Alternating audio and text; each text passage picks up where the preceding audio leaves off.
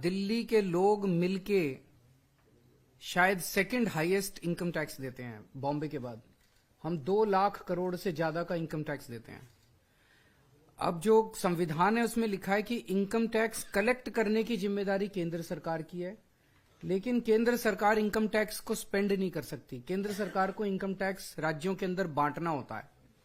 तो दिल्ली के लोगों से 2 लाख करोड़ रुपए का इनकम टैक्स लेके वो सारा का सारा 2 लाख करोड़ रुपया पूरे देश के अन्य राज्यों में बांट दिया जाता है। दिल्ली को उस 2 लाख करोड़ रुपए में से केवल और केवल 325 करोड़ रुपए दिए जाते हैं।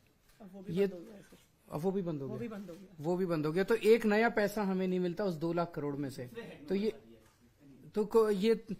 एक भी पैसा हमें उस 2 लाख, तो ये तो नाइंसाफी है। ये तो ये है कि जो सोने के अंडे देने वाली मुर्गी है उसका गला ही घोंट दो। अगर डेली ग्रोथ इंजन है, आप हमें अगर पैसा दोगे, हम नए नए फ्लाईओवर, नए नए सड़कें बनाएंगे, दिल्ली को शानदार सिटी बनाएंगे, आपको और इनकम टैक्स इकट्ठा करके देंगे ना। आप हमें पैसा दो, हमें पैसा नहीं दे रहे। कंटिन्यू। सेकेंड, दिल्ली एक इकलौती सरकार है जो बिना लोन लिए सरकार चलाती है। अगर आप हमारे पिछले कुछ सालों की हिस्ट्री देखिए, हालांकि हम लोन का प्रोविजन करते हैं, हमें अभी तक कोविड के साल के अलावा हमारी सरकार को चाहे बिजली, पानी, स्कूल, अस्पताल, बस यात्रा सब कुछ फ्री देने के बावजूद हमें कभी लोन नहीं लेना पड़ा।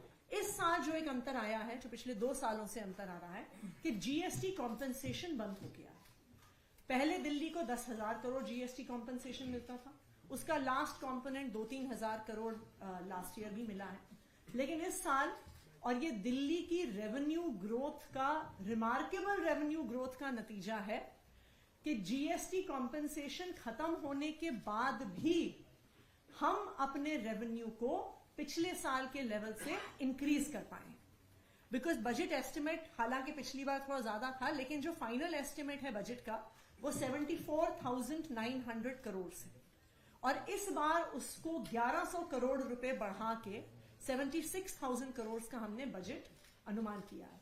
आप किसी और राज्य में देख लीजिए, कोई और राज्य नहीं है जिसने अपना जीएसटी कॉम्पेंसेशन खत्म होने के बाद अपना बजट डेफिसिट लोन लेके, डेट लेके पूरा ना किया।